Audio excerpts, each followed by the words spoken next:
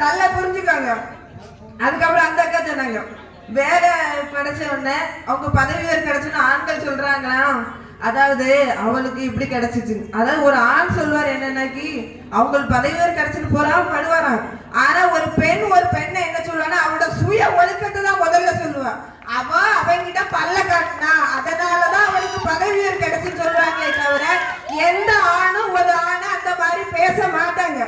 அதுக்கப்புறம் ஆண்கள் இப்ப கூட பாருங்க, என் வீட்டுக்காரரு இந்தியா பாகிஸ்தான் மேட்ச் நடக்கு, அவருக்கு நாடுதான் முக்கியம், கொண்டாடி பேசுனா என்ன பேசாட்டா என்ன.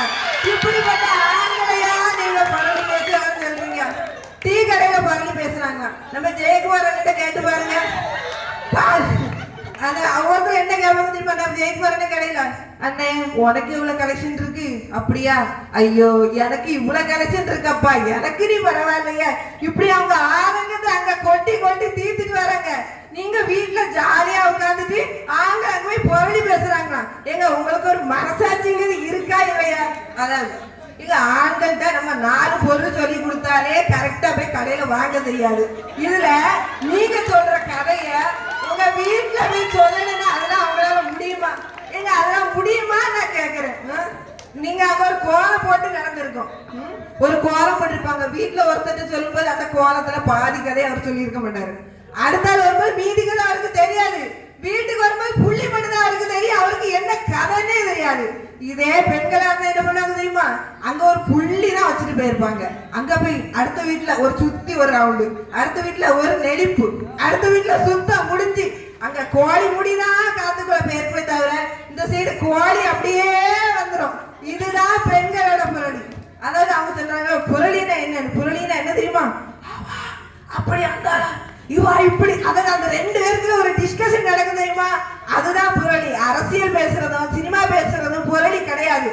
எந்த அதாவது நம்ம நாமக்கல் கவிஞர் சொல்வாரு, தமிழன் என்றோர் இனம் உண்டு அவனுக்கே தனியார் குணமுன்னு சொல்வாரு. ஏன்னா என்னதான் ஒரு தமிழன் கஷ்டப்பட்டாலும் தன்னோட மானத்துக்கு ஒரு பிரச்சனை வரும்போது அவன் என்னைக்குமே அதை சாதாரணமா எடுத்துக்க மாட்டான். ஆனா பெண்கள் பேசுற புரளி முதல்ல அவனோட மானத்தை தான் சார்ந்ததா பேசுறாங்களே தவிர ஒரு நாள் அவங்க சுத்தி உள்ளத பேசுறே கிடையாது. இப்போ வர வழியில ஒரு பொண்ணு ஒரு பையன்கிட்ட ஏதோ பேசியிருப்பா, கூட படிச்ச பையனா இருக்கலாம், இல்ல கூட வேலை பார்க்கிற பையனா இருக்கலாம். உடனே வீட்டுக்கு வர்றதுக்குள்ள 4 வீடு போயிருக்கும். அது வேற யாரும் இருக்க மாட்டாங்க. அவங்க சித்தியா இருப்பாங்க, அவங்க பெரியம்மாவா இருப்பாங்க, அவங்க அத்தையா இருப்பாங்க, அவ்வளவுதான். ஆனா எந்த ஆணும் தன்னோட அண்ணன் பையனையோ தம்பி பையனையோ புரளி பேசி அவனை கெடுத்து பேசுனதா சரித்திரமே கிடையாது.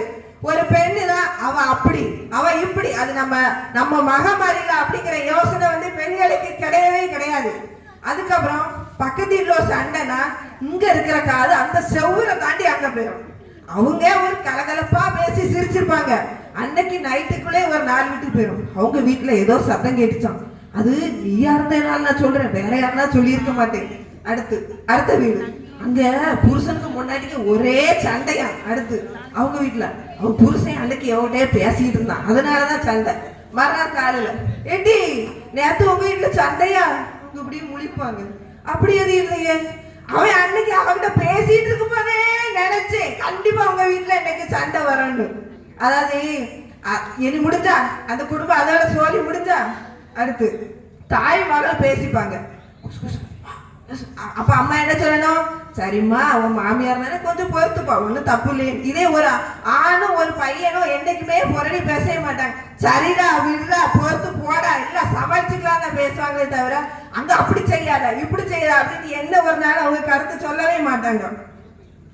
அதுக்கப்புறம் வெளியே அனுப்புனா ஒரு பிள்ளை வெளியே அனுப்புனாக்கி அங்க வெளியே அனுப்புனா அப்படி இருக்கும் இப்படி இருக்கும் இப்படி இருக்குன்னு 1008 அடுத்த கதையை சொல்லுவாங்க. நம்ம பிள்ளை வீட்டுக்குள்ள இருந்தே செல்ல நோண்டிட்டு 1008 வேலை பார்த்துட்டு இருக்கான். அதை பத்தி பேசவே மாட்டான். அடுத்தவே கதையை பேசி பேசி எப்பவுமே புரளிக்கு பொதுவாகவே பெஸ்ட்ல இருக்கிறது பெண்களை. ஏதோ ஆராய்ச்சிலாம் சொன்னாங்க, ஆண்களை விட பெண்கள் தான் அதிகமா பேசுறாங்க, பெண்கள் பேசுறதே இல்லைன்னு. அதாவது ஆண்கள் பேசுறாங்க, தப்பு கொடுக்குறாங்க, ஆனா போட்டின்னு வரும்போதே பெண்களுக்கு நிகர ஆண்கள் பேசவே தெரியாது. ஏன்னா ஒரு ஆணோட ஒழுக்கத்தை பத்தி இன்னொரு ஆண் பேச மாட்டான். ஏன்னா எல்லாரும் ஒரே குட்டையில ஒரு மட்டைகள் தான். அதனால எந்த ஆணை பத்தியும் எந்த ஆணும் ஒழுக்கத்தை பத்தி குறைவாவே மாட்டான். அதனால நடுவர் அவர்களே நல்லா யோசிச்சுக்கோங்க. புரளினா என்னது, வெளிப்படையா பேசுறதுனா என்னது அப்படிங்கறத முதல்ல தெரிஞ்சுக்கோங்க. இப்போ ஒரு ஆண் பேசுற புரளினால எந்த குடும்பமும் கெட்டு போறதில்ல. ஆனா ஒரு பெண் பேசுற புரளினால அந்த குடும்பம் அதுக்கப்புறம் நிமிர்ந்து பார்க்க முடியாத அளவுக்கு ஒரு மன அழுத்தத்தை கொடுத்தா அந்த குடும்பத்தை அப்படியே அமைக்க தொலைச்சில விடுறாங்களே தவிர ஒரு நாள் அது வந்து ஒரு முன்னேற்ற பாதை கொண்டு போறதுன்னு சொல்லி அதிகமா புரளி பேசுறது பெண்களே பெண்களே சொல்லி எனது கருத்தை முடித்துக் கொள்கிறேன். நன்றி, வணக்கம்.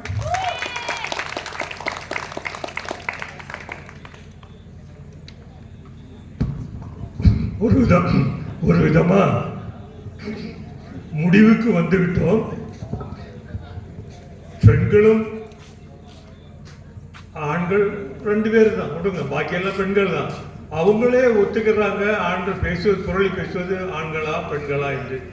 நான் முடிவில் எடுத்து பார்த்த பொழுது பெண்கள் தான் அதிகம் புரளி பேசுகிறார்கள் என்று அவர்களுக்கு 29 பாயிண்டும், ஆண்கள் தான் புரளி பேசுகிறார்கள் என்று பேசியவர்களுக்கு 27 பாயிண்டும் கொடுத்துக்கப்பட்டிருக்கிறது. ஆகவே புரளி அதிகம் பேசுவது பெண்கள் தான். அது நியாயமும் கூட. அது அவர்கள் பேசிய பாயிண்ட் ஆஃப் வியூவில் இருந்து நான் எடுத்து அவர்களுக்கு கொடுத்த மார்க். அதில் ஏற்றத்தாழ்வு எதுவும் இல்லை. நான் பெண்களுக்கு சப்போர்ட் பண்ணுறேன், ஆண்களுக்கு சப்போர்ட் பண்ணுறேன், அதுவும் இல்லை. அவர்கள் என்ன சொன்னார்களோ அந்த பாயிண்டால் நான் அவர்களுக்கு கொடுத்த மதிப்பெண் தான் இது. ஆகவே புரளியை அதிகம் பேசுபவர்கள் பெண்கள் தான் என்ற கருத்துக்கு தலைவணங்கி அவர்கள்தான் முதல் பரிசு வாங்குகிறார்கள் என கூறி என் பட்டிமன்றத்தை முடித்துக் கொள்கிறேன். நன்றி, வணக்கம்.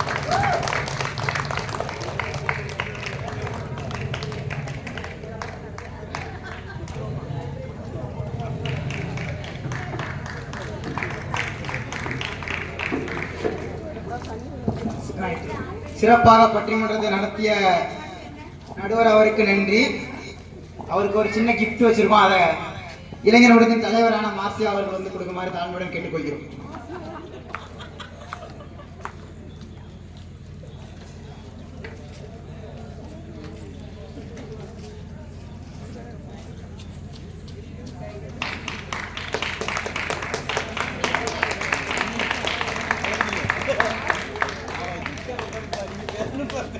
மிக நன்றி.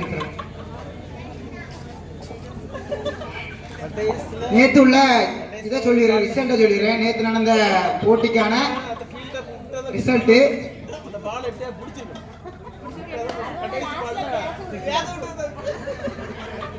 டீம் கேப்டன்ஸ் எல்லாம் ரெடியா இருந்தீங்க சரியா? நேற்று வந்து நடந்த நாடகத்துக்கு வந்து 10 மதிப்பெண்கள் பெற்று 3வது இடத்தில் இருக்கிறார்கள் வெளிச்சம் தருபவர்கள். 16 மதிப்பெண்கள் பெற்று வன்மம் கொண்ட வீடு 2வது இடத்தில் உள்ளனர். 17 மதிப்பெண்கள் பெற்று நலம் விரும்பிகள் முதலிடத்தில் இருக்கின்றனர். அதுக்கப்புறம் பேச்சு போட்டி ஜஸ்ட் மினிட்ல வந்து 50 மதிப்பெண்கள் பெற்று வன்மம் கொண்ட வீடு முதலிடத்தில் உள்ளனர். 39 மதிப்பெண்கள் பெற்று நலம் விரும்பிகள் 2ஆம் இடம். 37 மதிப்பெண்கள் பெற்று வெளிச்சம் தருபவர்கள் 3வது இடம். அவ்வளவுதான் ஜட்ஜ்மெண்ட் சரியா? டோட்டல் பண்ணி வச்சுக்கோங்க சரியா? டோட்டல் வந்து 107 மதிப்பெண்கள் பெற்று நலம் விரும்பிகள் வந்து முதலிடத்தில் இருக்காங்க சரியா? 107 மதிப்பெண்கள் பெற்று நலம் விரும்பிகள் முதலிடம். 104 மதிப்பெண்கள் பெற்று வன்மம் கொண்ட வீடு 2ஆம் இடம். 91 மதிப்பெண்கள் பெற்று வெளிச்சம் தருபவர்கள் 3ஆம் இடம் சரியா? நோட் பண்ணி வச்சுங்க கேப்டன். 91 6 சரியா? 91.5. சரி, இவ்வளவு நேரம் காத்திருந்தமைக்காக நன்றி. இத்தோட நன்றி உரையை முடித்துக் கொள்கிறேன்.